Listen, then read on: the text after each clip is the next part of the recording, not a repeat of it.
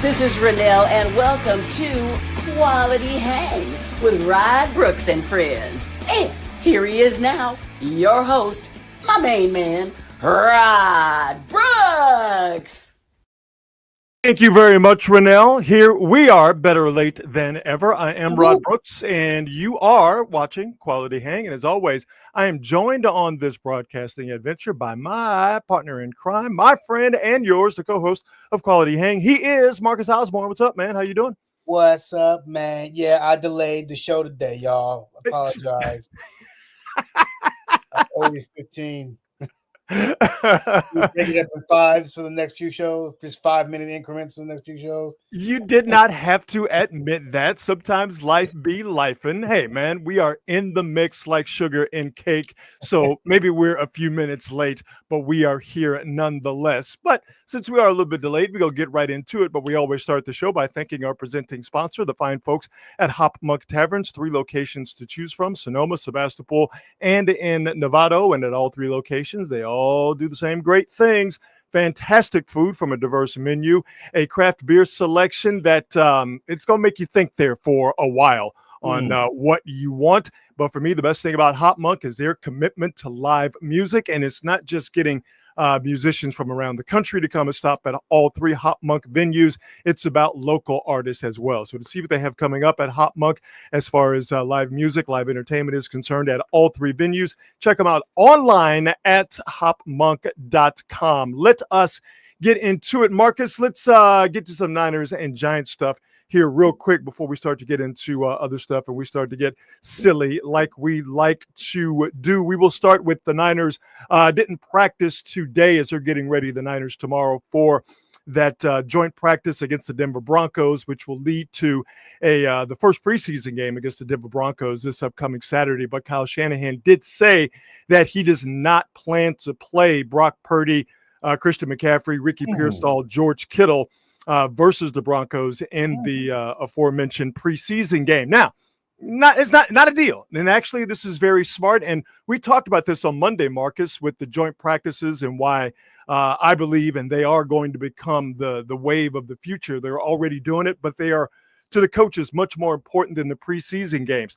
The guys I mentioned, Purdy, McCaffrey, Pearsall, Kittle, will play or will participate in the joint practices versus the Broncos tomorrow. So that shows you, Marcus, how much more valuable the joint practices are to Kyle Shanahan and other coaches, quite frankly, than the preseason game. So that's really just standard operating procedure.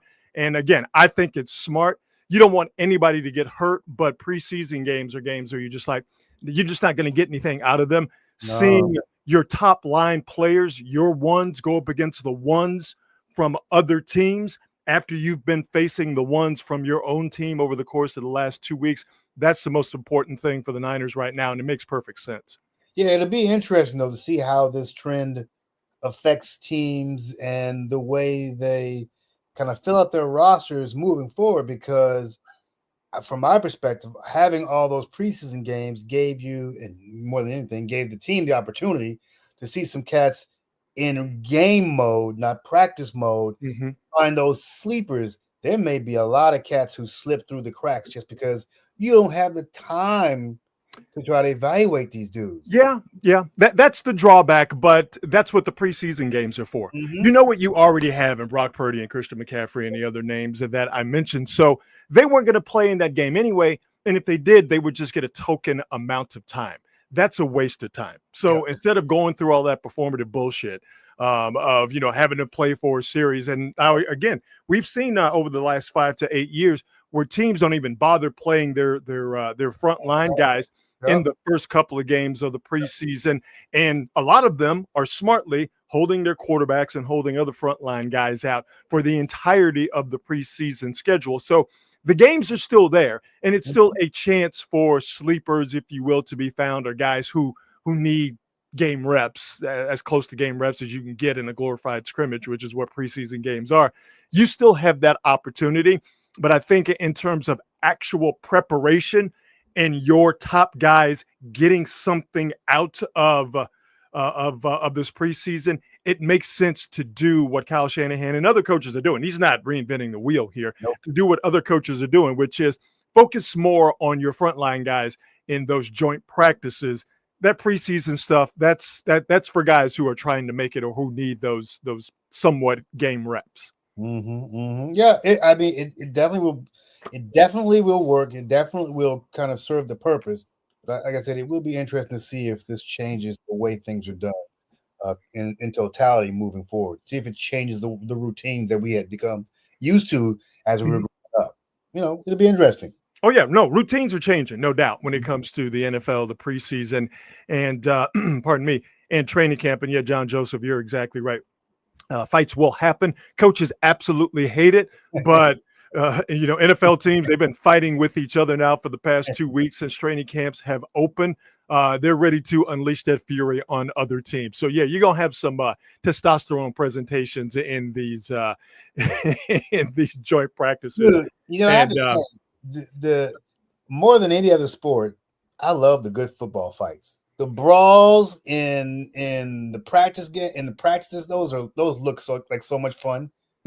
Well, it's unlike the NBA where dudes ain't about that life. They don't want to drop them things. Yeah. You got a bunch of dudes in the NFL who are looking for a reason to hit somebody. And you are dealing with the guy who is mentally all not there when you see a cat throwing blows to somebody who's wearing a helmet. Yes. Now, you can look at that in one of two ways. And maybe these are both the same thing.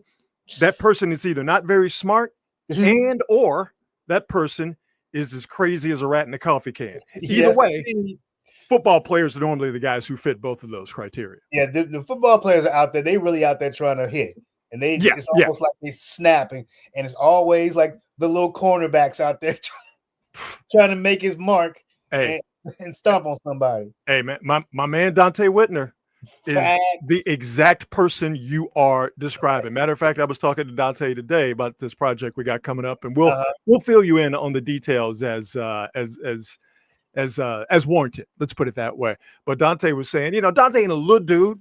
Dante is under 6 feet.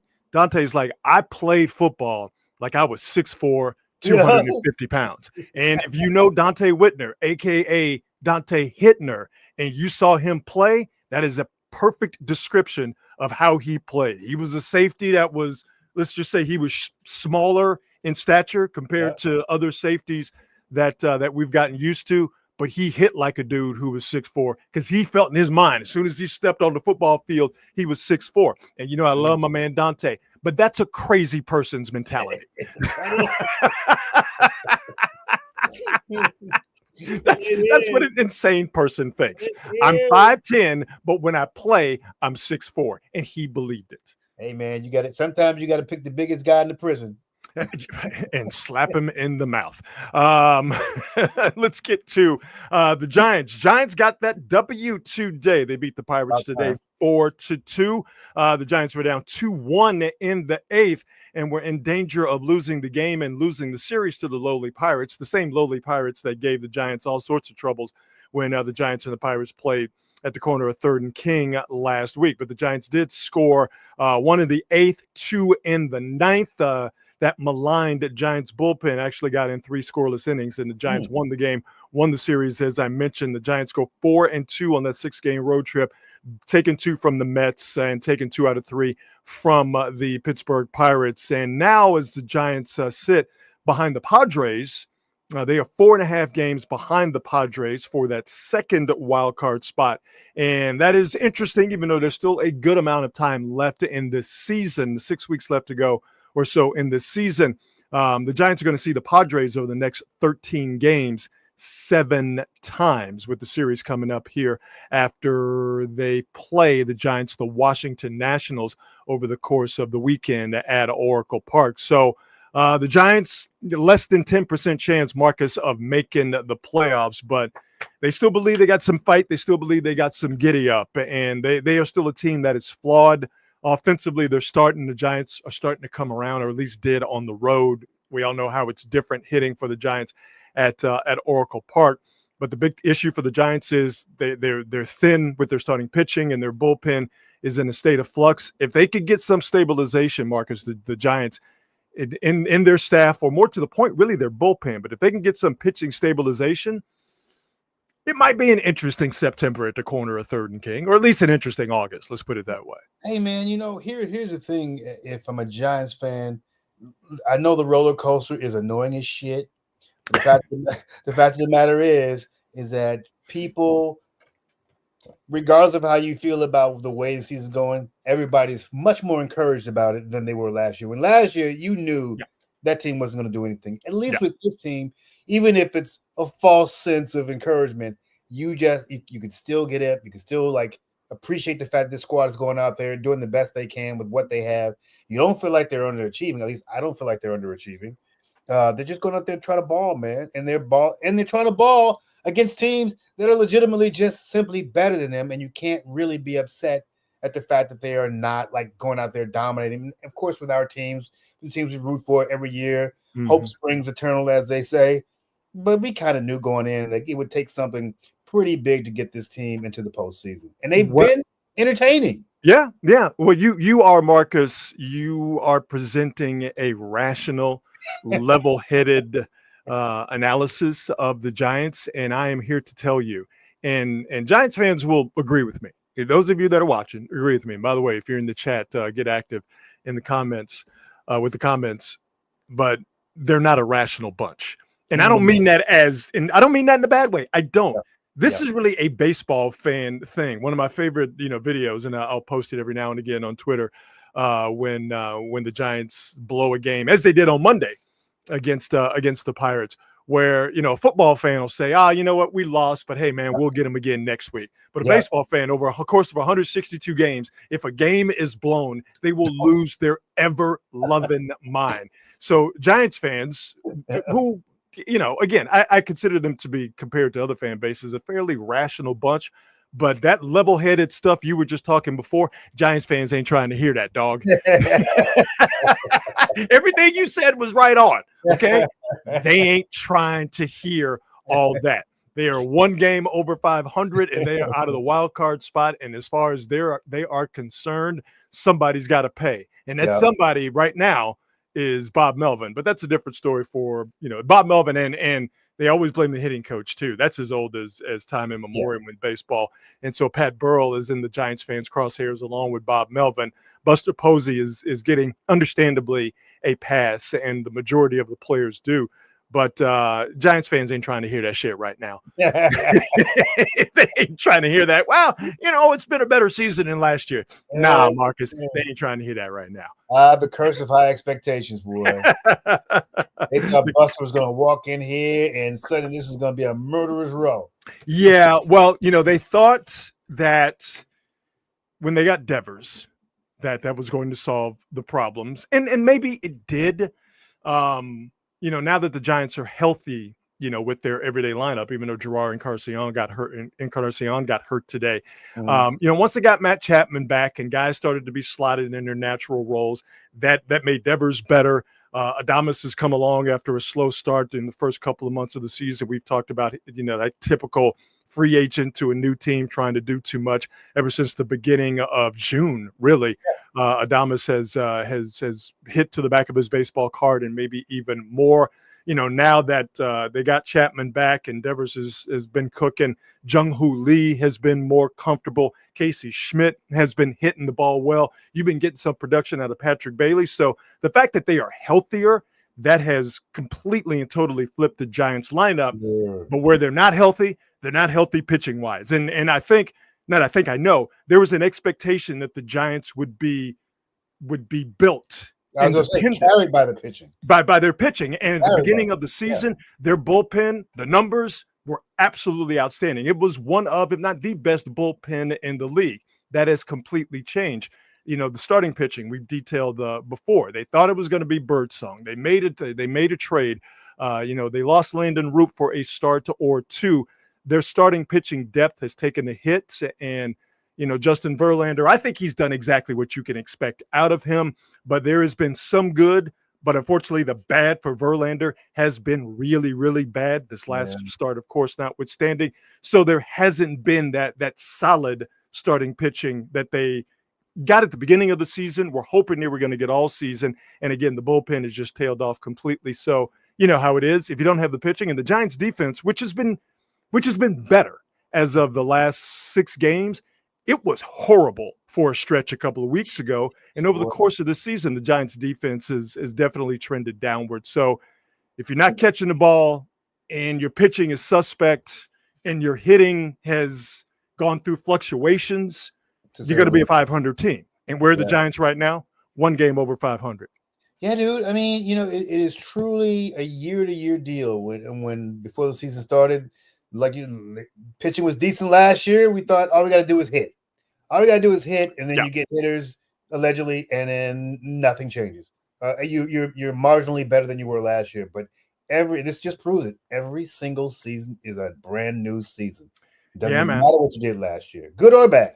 Yep, for sure. This segment was so wildly popular on Monday. Yeah. We had to bring it back. Everybody's favorite new segment here on Quality Hang. Bruh, really? Now, where did this new segment come from? Why was it birthed? Why was it necessary? Because over the last week or so, the WNBA has had a flying sex toy problem. And when you see sex toys hit the courts at any game, and a WNBA game, for me, you go, bruh, really? Well, the NBA, or I should say the WNBA, they got themselves a sex toy on the court epidemic on their hands. Last night in Los Angeles, we had another one hit the court. Yeah, man. Was this a line? Line again. By the way, again, I just want to point out the zoom in on the rubber phallus by the cameraman or woman, I don't know, is diabolical. Okay, watch the paint, the purple paint. You will clearly see the lime green assister, if you want to call it that, hit the court, and watch the pan in. Zoom. Kelsey Plum comes over, kicks it. She's disgusted by the whole thing. It ends up over by the basket stanchion, and then you have a lady pick it up with her bare hands. Just go ahead and roll that back here. All right. You see the purple basket stanchion. You see the lady looks like a lady. Dude looks like a lady. I don't know. I'm assuming it's a lady. Yeah. Anywho, the person, the human being. How about, you know what? I just cut my losses and call it a human being. I'm fairly sure it's a human being. The Chelsea Plum kicks the phallus, the rubber phallus. And this person next to the basket stanchion, as you could clearly see, reaching down on the ground, picks it up. No! What are we doing here? No. Right there. Oh, wow. It's even worse in reverse. Like it's like, watch. It's like it's magnetically attracted to her hands. Watch. Or that person's hands. Watch it rise off the floor. I am such a child. Anyway, this person. Did it bounce up into her hand? No, she picked it up. No. I'll reverse it slowly. I mean, the security guard here gets in the way, but you clearly see her reach down on the ground. I don't know why I feel the need to Zapruder film this, but I'm doing it anyway. So as you can see, she clearly picks it up and gets a good squeeze, puts it down like, we saw it. And then she pretends to pick up something else, or that person pretends to pick up something else. So this was last night in LA, and someone tried to throw the exact same color sex toy onto the court at the WNBA game in Phoenix last night. It did not actually make it onto the court. It actually almost hit, and this is where it stops being somewhat amusing, if the thing was ever amusing at all. Almost hit a little girl last night. Oh, that wouldn't have been it, Will. Now, they did make an arrest, and this just happened a little while ago, and I'll see if you can kind of give me a second to vamp here. Let me remove that pig. Did I mean to do that? I'll see if I can get this story here. But they did actually, the police in Phoenix actually make an arrest on the attempted dildo toss in Phoenix last night. Just give me 1 second here. See if I can find it. An Olympic event. Yes, the phallic toss. Yes, so this happened a little while ago. This young man, Caden Lopez, attempted to throw a green sex toy on the court. It did not make it. He was arrested. Shockingly enough, it's a young man, just like it was in Atlanta. The person who threw the green sex toy in Chicago has yet to be found. So, like I'm saying, Marcus, I mean, getting a good laugh out of this is what I'm doing here. But the WNBA clearly has a problem, and it's going to continue, because getting kicked out of a WNBA game and possibly banned from a WNBA game ain't a big deal to somebody who goes out of their way to acquire a dildo, smuggle it into a game, and then throw it onto the court. That's the type of person, Marcus, that really doesn't give a shit. And them being told you can't come back to a WNBA game is not going to stop them or anybody else who wants to do that from actually doing that. Your boy wanted that attention bad. And let's just be completely clear. When I pictured the person throwing the lime green dildo onto the court, that's who I pictured in my mind. That's what I saw in my mind's eye. I cannot say that I allowed any mental bandwidth to have me wonder who's throwing these things at these guys. But I will tell you this. I 100% knew it was a dude. They're all dudes. It's like it'll be chicks. It's like it'll be chicks doing that. And they're probably all like 21, 22. Yeah, young dumbass dudes. Right. Yeah. Incels need shit to do, man. Come on, y'all. And listen, and you're not going to see anything like this at an NBA game, because going to an NBA game is expensive. Yeah. And possibly getting banned from NBA games is a bigger penalty to a young man, an idiot, than getting banned from the WNBA. You can go see, I looked this up. You can go see the LA Sparks play Connecticut Sun. You can go see them play the Connecticut Sun tomorrow. You could get in the building for $20. Okay. Nice. You can't get into an NBA game for 20. Maybe you can get into like you can get nosebleeds. You can get to like a Hornets game or something like that. Exactly. But for the most part, you're not getting into an NBA game for $20. You see, look up those Valkyrie ticket prices. Yeah, but I think they're outliers. You know what I mean? With the exception of the Valkyries and a couple of the NBA teams, entry into a WNBA game is nowhere near as cost prohibitive as it is to your average run-of-the-mill NBA game. You can get in to see if you decided, not that we are actually encouraging this by any stretch of the imagination, but if you want to get on the, hey, look at me throw a green dildo onto a WNBA court, challenge, if you will, you could get into a game for $20. And if you get caught and told not to come back, you're only out of $20, the cost of the ticket, not necessarily the cost of getting arrested or what have you. The dildo alone costs more than $20. I'm assuming. I don't know. I'm assuming. I can tell you. I got prices. Whoa. Hold on. I went to prison once. That's easy. I can tell you, they definitely can cost more than $20. That's for sure. Sure. I don't think this is going to stop anytime soon. Oh, I think this encourages it. I think this absolutely encourages it. Every time, just like you saw, every time one is thrown on the court, they zoom in. By the way, at this point, you should know not to zoom in. You know what it is. But they zoom in on it, and then some knucklehead goes, "Oh wow, I can get in on this too." Yeah. It's happening. It's going to happen at every game now. Yeah. No, they have themselves a problem, and I don't know exactly what they can do about it, quite frankly. Are they? I mean, the process to find out if someone is actually carrying the offending symbol, phallic symbol, the pat down process is fairly invasive. You know what I mean? So I don't know, quite frankly, what they can do about it, because again, to anybody who is willing to go through the necessary steps to complete the challenge, if you will, they don't care about getting kicked out of a WNBA game. No, they just don't. No, not at all, and probably not expecting to get caught either. Like they probably want to hit multiple games. Yeah. So at some point, you're going to get the person who wants to throw out multiple dildos, in one game. With Like, somebody's going to get greedy. Is that what you're saying? Yeah. So, yeah. So they keep throwing these bad boys on the WNBA courts. And to that, we say, Bro, really? we still doing this? We still doing this? Let's move on. Let's move on, shall we? We'll stop now. Listen, you know me. I hate the Dallas Cowboys, and it's not performative. It is something that is life affirming to me. And Jerry Jones continues to treat Micah Parsons publicly like a wet food stamp. And Jerry Jones continues to talk publicly about how he is treating Micah Parsons like a wet food stamp. And the more he talks, the funnier it gets.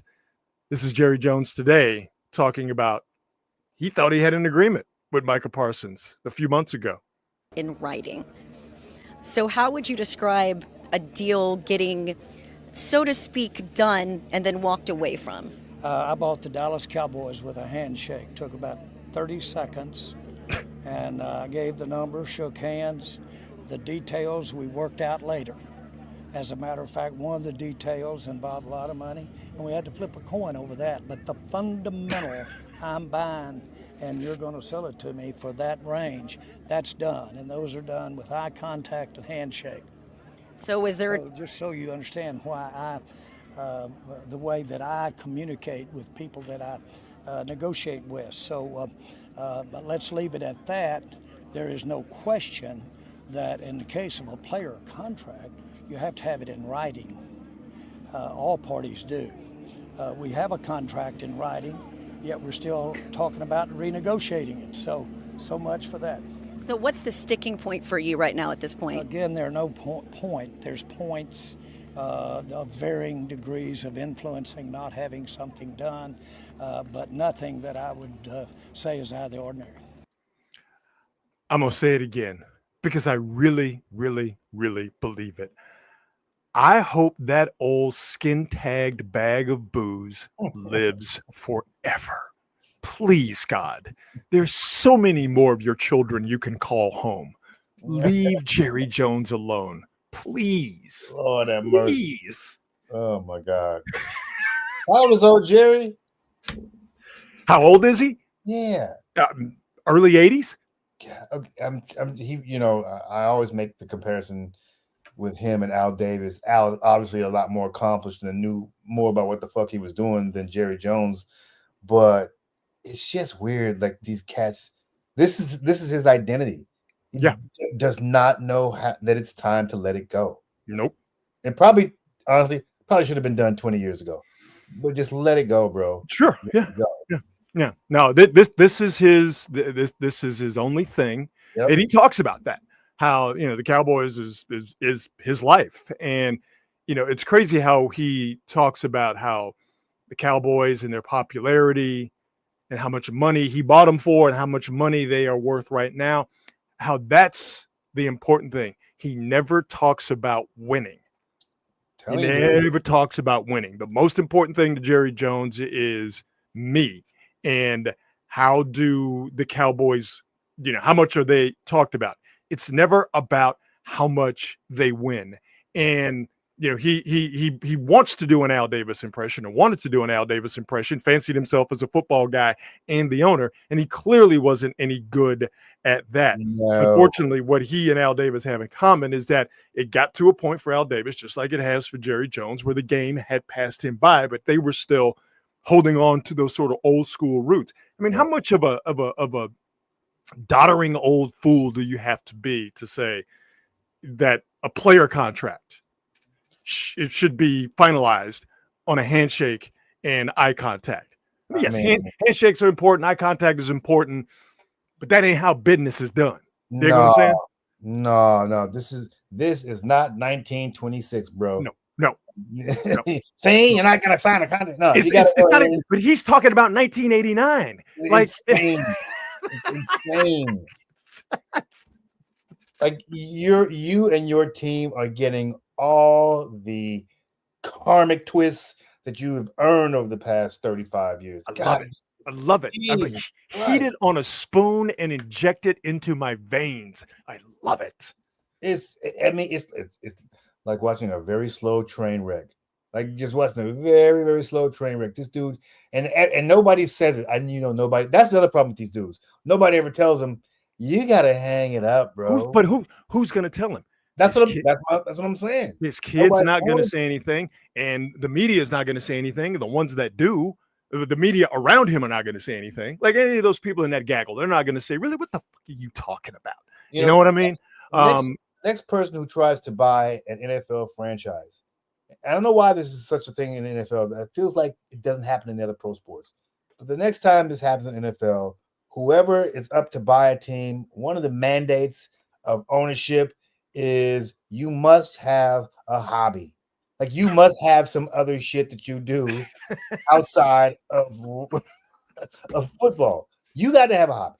Fishing, I don't know, prostitutes, whatever it is, gets you away from the game and into something else. Oh, didn't Bob Kraft have that? It wasn't necessarily prostitution in its purest form, but yeah, okay. What you're asking for, I get it, but these dudes who have the money and the ability to purchase multi-billion-dollar assets didn't get to the point where they have the money to purchase multi-billion-dollar assets by having a hobby. So yes, while that does sound good in theory, their hobby is making money. What needs to happen is you should be all about winning. And one of the dirty secrets in pro sports is that not every owner cares about winning. If you really thought about it, and this is not just baseball, this is through all professional sports. If you really thought about it for a hot minute, you could very accurately pinpoint which owners actually care about winning and which owners are like, if we win, cool, but I'm more the status of owning a team or the money I'm making is more important. I mean, you could do that here in the Bay Area and you figure it out fairly quickly. Absolutely. Who are about that life and who ain't about that life. And clearly Jerry Jones has proven, and I love it, and this is why I want him to live in perpetuity. He has proven that he loves himself and the Dallas Cowboys and what they do for himself and the money he makes more than actually winning, because no one who gives a shit about winning would act the way he's acted in this regard and in other regards when it comes to player contracts and other things that would be conducive to your team winning. He wouldn't be talking like this in public if he actually gave a shit about winning. You wouldn't be putting Micah Parsons, as hilarious as it is to me and others who hate the Cowboys, you wouldn't be putting him through all of this rigmarole if you actually gave a shit about winning. Facts. We have had this conversation multiple times on this show. You want to know the best teams in any sport, look at the ownership. Yep. You know, the teams with ownership that care about winning are the teams that actually do the winning. Yeah. Period, point blank, end of story. Yeah. The Warriors are the perfect example. Chris Cohen didn't give a rat's ass about winning. They didn't win. Joe Lacob, it will kill you to win. They win. This current Giants ownership group. Facts. They have said publicly, okay? There is no I don't know or whatever. Yep. Greg Johnson said publicly. I'll paraphrase it. He said publicly, breaking even is, the minimum. This is what we're all about. We would like to make money. They are not going to spend a shit ton of money, although they did take on some money with Rafael Devers. Got to give them credit for that. Maybe that's the Buster Posey influence. Sure. But, they said the quiet part, or Greg Johnson did anyway, said the quiet part out loud. That winning is not important. Not losing money is definitely important. Making money is important as well. So listen, perfect example, the former Oakland Athletics. That ownership group did not give a shit about winning. Actively was trying to lose 20 for 25 years. Yeah. They just had a guy in Billy Bean who losing ate in his soul. He just couldn't buy into it for most of the time. Well, he thought winning way more than they lost. He thought he could that his baseball intelligence could supersede their greed. And what he found out is that he could run ahead of it. It was almost like a distance running race. Yep. And eventually their greed, the ownership's greed, outlasted his desire to use baseball metrics to craft a winning team. He tried his best to operate, Billy Beane did, within the parameters of an ownership group that didn't give a shit. And their give a shit outlasted his desire to win. It just it wore down. Now I'm just gonna go ahead and take my money because it's like there's nothing I can do about it. And I know it used to eat Billy Beane up. I mean, he talked about how he literally couldn't watch games. He couldn't be in the stadium to watch games. Losing hurt too much. I want that person running my team. I will say this though, he was compensated handsomely. So not that you feel sorry for him. I don't feel sorry for him. I don't feel sorry for him at all. But please God, and everybody, if you have a relationship with the Almighty, or if your relationship is estranged, or if you don't have a relationship with the Almighty, get one and pray that Jerry Jones stays alive. He doesn't, and he's senile now. I'm not asking for him all of a sudden to be sharp as a tack. I just want him to stay alive, because as long as he's alive, he's always going to be in control of the Dallas Cowboys. Because clearly his brain is just been pickled by Johnny Walker Blue. So I'm not asking him to have the mental acuity of someone 50 years younger. I just want him to live forever. And if you hate the Dallas Cowboys, and I know you do, you should want him to live to forever too. So there you go. How old was Al when he died? Was he 100? No, God, no. He was in his 80s too. You know what? I'll look it up. I think he was in his 90s. You could be correct. Let's see here. He was 80. He was 82. 82. He was 82? He was 82. Yeah, he was not giving that thing up, boy. Jerry Jones is. Give me 1 second here, please. He's 82. Oh, see? Come on, God, don't take him. Leave him alone. Leave him alone. Jerry Jones has more work to do to drive the Dallas Cowboys into the ground. Okay, new segment on the show. Marcus's movie review. Oh boy! Now to set this up, not necessarily to set it up, but to let folks know, Marcus is a cinephile. That's a fancy word for saying Marcus likes going to the movies. You dig the whole shebang bang. Yeah. I not really a movie buff, and don't really have time to go to the movies. Although there are movies that I want to see, and Marcus is going to review one that I would like to see, and that is the newest superhero flick from the folks at Marvel. Came out last week, The Fantastic Four: First Steps. So, Marcus, you saw The Fantastic Four: First Steps. Give us a review. So I did see this, and God, the first week, I actually saw it the very first Friday came out. I was very excited to see it. Took my black ass to the movie theater, got there, juiced up to watch this thing. First of all, this is a beautiful film. It is the production design. It is spectacular, dude. It's probably one of the most beautiful films you'll see. The CGI, the special effects, all great. If you are familiar with the Fantastic Four comics, I'm a nerd that way. I read all these comics. If you're familiar with the comics, then this is pretty much spot on in terms of the comic world. I think that some people will be disappointed because it does focus more on the family dynamic and far less on the crash bang fighting special effects type of thing. It doesn't follow the typical Marvel formula where you have that opening, you have the origin, and then you have the big old crash bang fight towards the end, the climactic battle towards the end, etc. I mean, obviously you got to have a battle, but this is a lot deeper. Love Pedro Pascal, love that dude a lot. Vanessa Kirby, folks will tell you that she's the centerpiece of the film, and if you see it, you'll understand why. But great performances by everybody.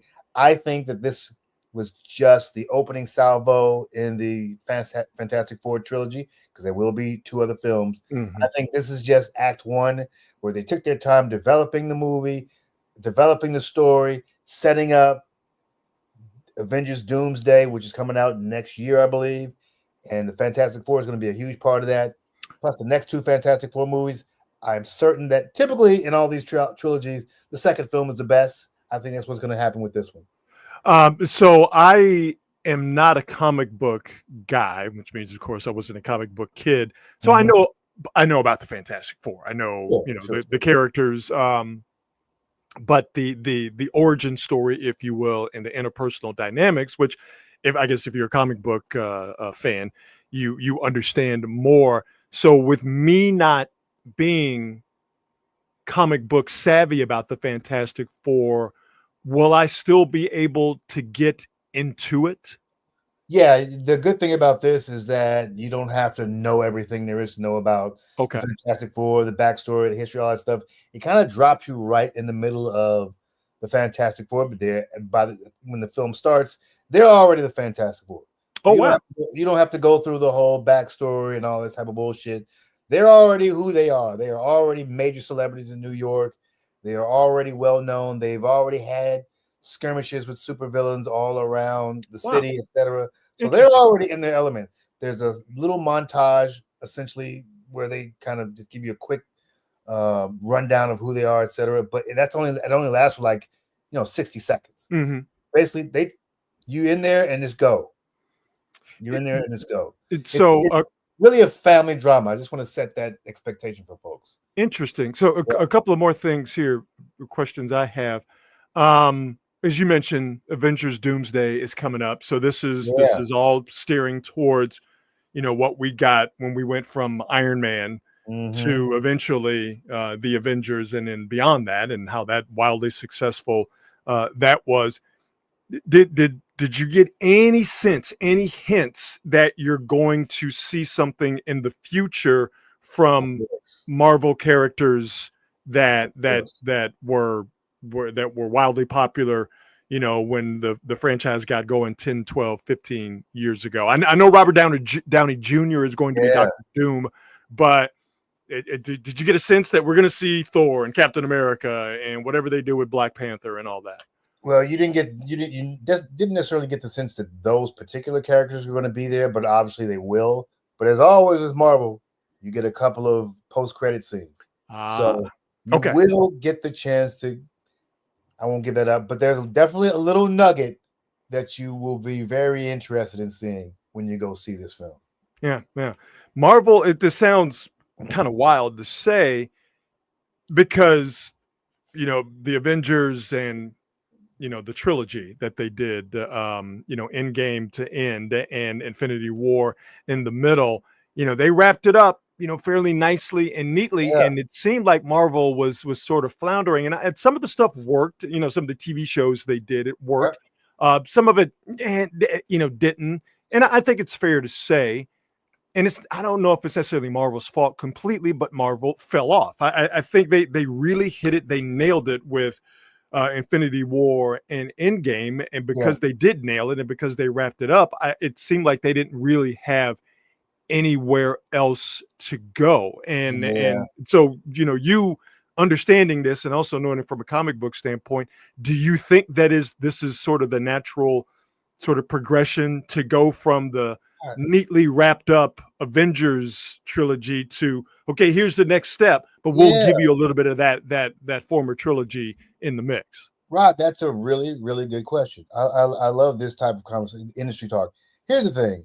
I use this analogy when I describe Marvel. Marvel is the Golden State Warriors of the past 10 years. That's a damn good analogy. In that, there's a decade-long run where they could do no wrong. Yeah. And the coach came in and said, this is not real life. This does not happen. So they came in with a string of winners. Just nothing. Everything worked. And then after basically when the sort of all the franchise stuff is over and you have to restart everything, you got to reboot everything. It literally is building everything from scratch. So now what you have is the rebuild. What you have is real life, studio life when it comes to filmmaking. Because any other film studio, they have their ups, they have their downs. It just so happens that this particular film studio doesn't have sort of disparate films, like nothing is connected, so they don't get coated with the, oh, you guys fell off thing. Right. Guess what? Everything's fallen off. The film industry has fallen into the toilet since the pandemic. But here's the thing: when they talk about superhero fatigue, top 10 films this year, 4 of them are superhero movies. Of course.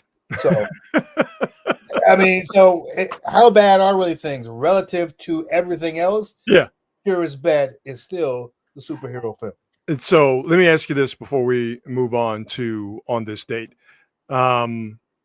Completely different movies, completely different studios. In your opinion, which one's better? Fantastic Four or the new Superman? Oh, damn. I like them both equally. Oh, stop it. Today I would say it's Superman. Tomorrow I would say it's Fantastic Four. Because I'll tell you why. Because if you see them both, you will understand that they're so wildly different. Right. So tonally different from one. Like one is kind of a family drama. The other one is like an old school, like comic book, action packed, which is what you got from Marvel to begin with Iron Man, right? Yeah, exactly. Yeah. So it's really hard to compare the two. If I'm choosing at this moment, the way I feel, I'd probably say Fantastic Four. It's interesting that DC with Superman is still playing catch up.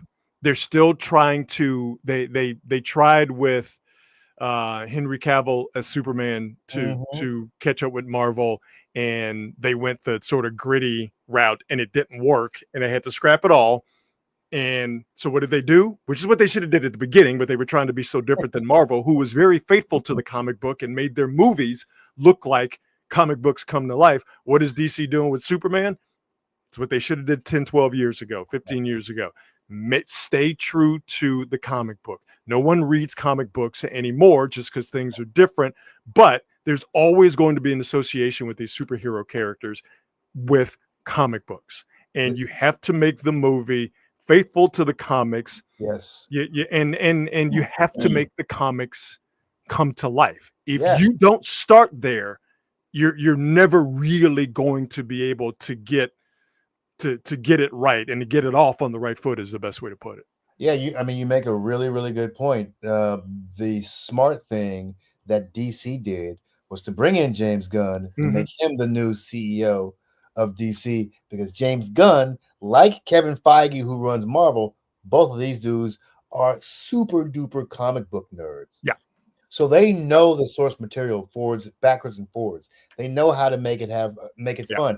The toughest thing is turning these things into motion pictures, because obviously you've got different audiences for comic books and for motion pictures. As I always say, don't compare the movie to the comic books, because the mediums are too different. But you can't be so far off where you've created something wholly different than what the folks who read the comics expect. One thing that drove people crazy about the DC Superman, comic book Superman would not kill anybody. Right. And they thought that was a small thing, but they had the DC Superman kill a person, and people didn't like that shit, man. We are, even if we didn't read the comic books, we are very, very sensitive about the lore that comes from the comic books and the character shape coming from the comic books, if that makes sense. Let Batman kill people, right? All right. He ain't got no problem with it. He ain't got no problem with it. And quite frankly, he saw his parents get murked. You get it. You understand it. Let Batman kill people. All right. And here's the thing. You also don't want Batman, being jovial and funny. Like you want him to be dark and brooding and very serious. But like that's why they have those two characters. You have it's light and dark. You have the light Boy Scoutness of Superman and the dark broodiness of Batman, and both of those work. You understand that Superman loves Earth and loves humans because they took him in. And then you understand that Batman is a vengeance-seeking asshole because he saw his parents get murdered. Right. It makes perfect sense. Stop trying to change that. And the smart ones realize that, and the smart ones don't. And by the way, we are a couple of nerds. It is shocking that either one of us have seen women naked. We just, dog, we nerded out harder than a mug. Okay. Do you know all the women we just made go, ew, Yeah, with this discussion over the last 5 minutes? yeah. Suddenly a drought hit California like we've never seen. That sound you heard was moisture just being removed from the air. Okay. On this date, August 6th. On this date in 1945, the first atomic bomb was dropped on Hiroshima, Japan, changing human history forever. Wow. I don't believe I'm being hyperbolic when I say that. A few days later, the bomb was dropped on Nagasaki, effectively ending World War II. Wow. And Enola Gay was the plane that dropped Little Boy, the name of the bomb that killed, what was it, 145,000 people in Hiroshima. Man. That happened 80 years ago. That's a today. Trip, dude. You know, I'm sure you've seen it, been there. I think probably, but the World War II Museum in New Orleans is an amazing experience. I have not been there, and I am a worse person for that. And every person who tells me about the museum, they say the exact same thing you do. It's an amazing experience. Dude, it is an absolute must do, must see. If you've never been to New Orleans, or if you're going to New Orleans for the first time, that should be one of the top 5 things you do before you leave there. It's an amazing experience. You learn so much detail and nuance about that war, in particular about the dropping of these bombs. It's crazy. Like America, it's weird to say it, but this war turned America into the superpower of the world. Yeah, dropping that bomb was what made America essentially what it is now. And it's crazy that it didn't happen in our lifetimes, but this happened 80 years ago today. But this is not, this is not the Revolutionary War. This is not, something that happened centuries ago. This is there are people who are still alive today, not many, but there are people still alive today who can remember this day. And it's there's footage of the aftermath of what happened. Like we could go and we can see it. That's a wild thing when you think about it. That's something so that changed the course of human history, not just the history of the United States, but it changed the course of human history on this planet. That happened 80 years ago. That's wild to think about. We don't, the collective we don't truly understand the devastation of that bomb in particular, but also the nukes we have now are far more powerful than that one. Now, I don't think we get it, the devastation that could happen if we ever really had a nuclear war. I think, and this is one of the things, without getting too serious, this is one of the things that keeps me as a human on this planet, that keeps me sane, is that in 80 years, we haven't used a nuke since. A nuke hasn't been used in an active war. There's been threats, there's been tests, there's been accidents, but there hasn't been the use of a nuclear weapon as an act of aggression, as we saw. Or not as we saw, but as we are detailing here, that happened 80 years ago today. Because I do think, to what you're saying, the devastation was so vast and frightening that it has served as a deterrent that we, as the United States, have not used one, and others have not used it as well. And the fact that we have made it 80 years to the day, seriously, with this not happening again, as gross as humankind can be, that gives me at least just a little bit of faith and hope that everything's going to be okay. You dig what I'm saying? Yes, indeed. Yes, indeed. And that's the Like cross. we learned from our mistake, if you will. Yeah, I Hopefully. hope so. Yeah. Cross our fingers and hope it never ever get to that point again. Because, Yes, sir. like I said, the devastation was insane, and it would only be worse now. We like to point out important history here, which is why we're talking about the first atomic bomb being dropped on Japan on this date 80 years ago. Another very important moment in human history, specifically United States history. The Voting Rights Act became law across this great land. Unfortunately, the Voting Rights Act is under assault currently, but the fact that it happened at all is a minor miracle. Right. And the fact that it is under assault is quite sad. But yeah, there are people, again, alive today who did not think that people of color, Black people, Yeah. to be very pointed and specific, because that's who it was for, being allowed the right to freely vote across this country, taking away all racial restrictions that were the law of the land. Before the Voting Rights Act was became law today. There are people who are alive today who did not think that this would happen. They know a time that was pre-Voting Rights Act, and they now know a time that is post-Voting Rights Act. Yes, 60 years and hopefully ongoing. That's something, if you really think about it, if you're lying awake at night, that'll get the gears spinning. You know what I mean? We take a lot of things for granted. Yeah, man. And one thing we know for certain, when you take things for granted, it is easy for them to be taken from you. Thank you. I couldn't say it better. That is the absolute truth. All right, we'll get somewhat silly here. On this date in 1971, Black Sabbath released Master of Reality. Their third album in 2 years, because Black Sabbath released their first album named, wait for it, Black Sabbath in 1970, and then they released a few months later in 1970, Paranoid.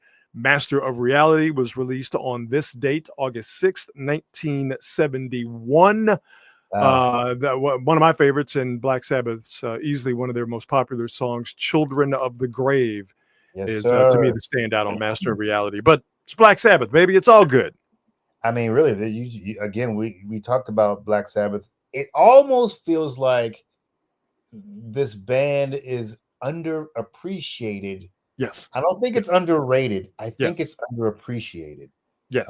Because the influence of the Black Sabbath, the tentacles stretch all across the rock world. Yes. And give it up for Ozzy and them, man. They created a musical genre that is still going strong to this day. All right. Black Sabbath released Master of Reality on this date in 1971. On this date in 1988, Yo MTV Raps debuted on MTV. Back when MTV, wait for it, played music videos. Dr. Dre, Ed Lover, Fat Five Freddy. Wow. As important as Run DMC and Aerosmith and Walk This Way was to exploding hip hop to the masses, aka white America, I think Yo MTV Raps was significantly more important. Oh my God. That was one song from two bands, but that was one song. Yo MTV Raps every single day on the most popular cable channel in the United States from 1988 to 1985. So 1,830 shows. They beamed hip hop, rap, hip hop culture into homes by the tens of millions every single week. Hip hop as we know it today would not be what it is globally if it wasn't for Yo MTV Raps. That's a flat out fact. Man, I remember how excited I was to watch Yo MTV Raps. And it's just the perfect storm. Ed Lover, Dr. Dre were just the perfect Abbott and Costello, Laurel and Hardy.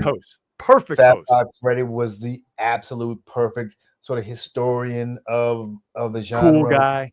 Yep. Yeah, it knew everybody. Yep. Everybody was cool with Fab Five Freddy. And boy, I tell you, it is not an understatement that you make about the importance of Yo MTV Raps, not culturally. And let's not forget, Yo MTV Raps was literally the reason that not only was hip hop huge, but that station, MTV, became as big as it became. Yeah. This was the most popular show in the history of that network. Yes, Yo sir. MTV Raps. So there was a mutual benefit to them. The network, the irony, and this is my love-hate relationship with MTV, is they spent years trying to find reasons not to play black artists, and then they turn around and they play the blackest of genres with the blackest of artists all day, every day. Man, remember running home People to that was watch their first Yo one. MTV Raps. Yep. Oh man, Yep. it was the best. Yep. It was the absolute best. Yo MTV Raps debuted on MTV on this date in 1988, and it ran through 1995. On this date in 1996, the Mighty Ramones played their last show in Hollywood, California, IA. Dee Dee, Joey, who am I forgetting? Dee Dee, Joey, the guitarist. God damn it, I'm blanking on his name. Mikey was on drums. Mikey Ramone was on drums. Marky Ramone was on drums. Joey, God damn it, Joey Ramone. Of course. You said Joey. Did I say Joey? So Joey, Dee Dee, and God, Mikey? no, I cannot believe I'm forgetting the names of the Ramones. Who's the guitarist? Yeah, you know what? It doesn't matter. It's been a long day. The drones. But you know what? There needs to Joey, be a black Johnny, Dee Dee. Johnny Ramone. Johnny Ramone, of course. How could I forget Johnny Ramone? Johnny, Dee Dee. I already have this tangent in my head. I'm going to get it out. There needs to be an all-black Ramones cover group named the Jeromes. Okay, that you know what? Sweet. All right, I'm trademarking that right now. Nobody can steal that idea. All right, that is trademark of Quality Hang with Rod Brooks and Friends. All black Ramones cover band named the Jeromes. You heard it. By the way, that's my middle name, Jerome. So I'm into it. You're in the band. Anyway, the Ramones, punk pioneers. They iconic hairstyles in the history of music. Oh yeah, absolutely. Yeah. They played the same music for 30 years and longer, it seems like, and they never gave up. They all hated each other, particularly Joey and Johnny. That stems from Johnny Ramone, according to Joey, stealing his girl. That's why the song "The KKK Took My Baby Away" is a part of the Ramones catalog. That is an absolute true story. But the Ramones called it quits on this date in 1996. 2,263 shows. That's amazing. I did not know that story. That's hilarious. What I like about you. Okay. On this date in 2002, as we wrap this up, Houston's finest, the great Scarface, dropped his 7th album, The Fix. Guess Who's Back is one of the great tracks on that. On My Block is a personal favorite. I love that song. They mentioned streets that I actually grew up on, streets that I rode my bike up and down, drove cars up and down. So yeah, On My Block is one of my favorite songs. But the great Scarface is was Scarface just kind of out and about in Houston? Oh, still is. Oh yeah. No, you see Face all the time. Yeah, I mean, you see Brad all the time. Yeah, like that's what we called him. Like he was from my neighborhood. He was from South Park. He was from South Acres. So we knew him. His first stage name wasn't Scarface. It was Action, DJ Action. Action, yeah, DJ Action. So that's who we knew. Ghetto Boys albums. Absolutely right. And then he became Scarface. But everybody called him Brad. Dude, it's a trip because I feel like hip hop is just one of the few genres where the artists can walk around their hometown and not get hassled. Yeah, Everybody treats them like they're just the regular old cats. yeah. It used to be that way across the board, and then unfortunately, and the first person I think of is Young Dolph, Oh my gosh. who's a Memphis cat and Yeah, was killed. yeah, Nipsey Hussle is another one you think yeah, of. There's a few in Chicago, and unfortunately, yeah, there are just too many for my yeah, brain to think of. But it used to be that hip hop cats could go to their or stay in their town yeah, or go back to their town and be out there, be outside, as Jadakiss would say. Now because things have changed, it can be hazardous to your health to facts. be a hip hop artist and be Yeah. out there Mm. and be out and about. But Scarface is good in any hood, and Scarface had a health scare a few years ago, but he got past that, made that incredible NPR Tiny Desk, and Scarface is Yeah. still out there doing it, and his catalog is as strong as all of them. Dropping the fix, Scarface did on this date in 2002. Real quick, we lost a couple of icons on this date. In 2009, director John Hughes directed The Breakfast Club, 16 Yes, Candles, yeah. and others. He passed away in 2009. And on this date in 2004, we lost Rick James. 20 years ago. We lost Rick 21 years James ago. 21 years ago. Yeah. Man. So all that happened on this date, August the 6th. I love it. I love it when we have a robust on this date. That is Yeah, my I like that. favorite segments of the show. Yeah, So I today was a like good that a lot. Yeah, nicely done, Rod. Thank you, brother. I appreciate it. We wrap it up, as always, with the best thing that I saw today, and kind of staying on that hip hop tip. The best thing I saw today was this picture. LL Cool J, Busta Rhymes, Legends. and Big Daddy Kane, absolutely, at Busta Rhymes' Hollywood Walk of Fame induction. We have lost a lot of entertainment icons over the past few years. Really, I mean, over the past few weeks, past few months, and hip hop icons, specifically Hitman Howie T, great 80s hip hop producer. He passed away a few days ago. And when this came across, this picture came across my my Twitter feed, I was like, "Oh, this is cool." Because, hey, man, all these cats still in their 50s. By the way, all Yeah. these cats still rocking stages. Still all selling these out cats- shows, buddy. Thank you. And all these cats are still here with us. So to Mhm. see this picture of LL and Busta and Big Daddy Kane all together looking healthy, and they're there to celebrate Busta Rhymes. Hey, man, when I I like caught it. that, that's easily the best thing I saw today. I like it. I like it a lot. Amazing picture. That used to be my twin, Big Daddy Kane. You do, man. You That was my twin. every time I look at you, I'm like, brother, look just like Big Daddy Kane, dog. Well, I trust me, I got it all the time. All the time. Especially when I had my high top fade. Oh my yeah. Oh yeah. And listen, I was trying to look like Big Daddy Kane back in the day. I had the high top fade for sure. Absolutely, man. Hey, the ladies still do, I'm sure. Love Big Daddy Kane. So I'm like, Big let me Daddy see if I Kane. can get some of this Big Daddy Kane love. He brought us dark skins back. So I Oh was yeah, like, oh yeah, for sure. Oh yeah. When it was looking real rough for us. yeah.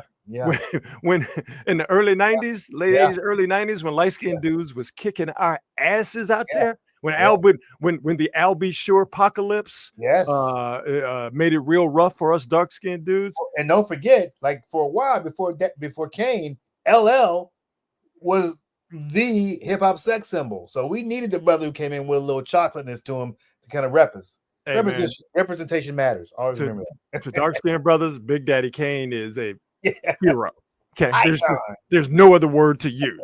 An absolute hero. So that's the best thing I saw today. How about you? Yeah, Jason Battle.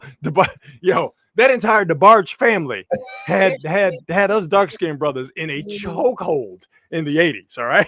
Man, look, these guys It was so many dudes. Like it was the bar, and they all looked the same too. They all look the same. They all like. I don't know if you remember this dude named Stoney Jackson, but there was this dude named Stoney Jackson who the girls loved. Oh God. Shows.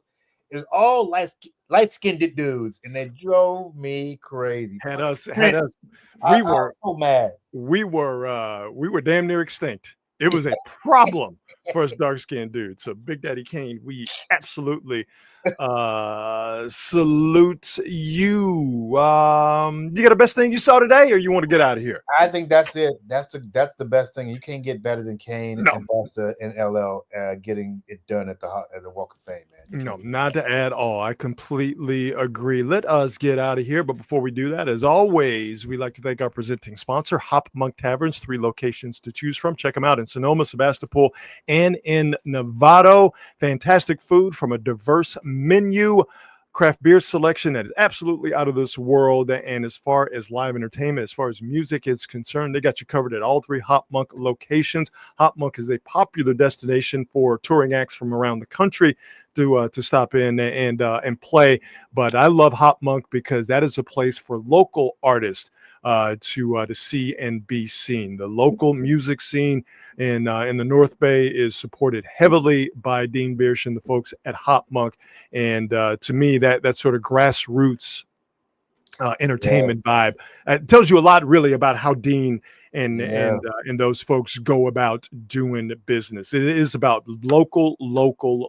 So check them out online at hopmonk.com to see what they have coming up live music wise, and definitely stop by if you happen to be in Sonoma, Sebastopol, or in Novato. All right, my brother, we did it, man. How about we retire for the evening? And we pick this bad boy up again on a free-for-all Friday. And by the way, I got a bunch of good stuff for free-for-all Friday. It's gonna get real weird on Friday. I'm just letting you know in advance. It's gonna get real weird. You know, I'm all for it. Let's do it, baby. Oh, I know. I'm not talking to you. I know you traffic heavily in the weird. I'm all about it. I'm just warming folks who are just like, oh, these guys are gonna get weird. Like, yes, we're going to get weird. Okay. It's not going to be, it's not going to be flinging the sex toy on a WNBA court weird. Only because I can't do it. But if I could, somebody let me get loose. Settle down. Marcus had rotator cuff surgery. He can't make the throw. Settle down. Easy. I go in my little backpack. Goodbye, everybody. Be good and be good at it. We'll see you. Oh, I got to hit the button.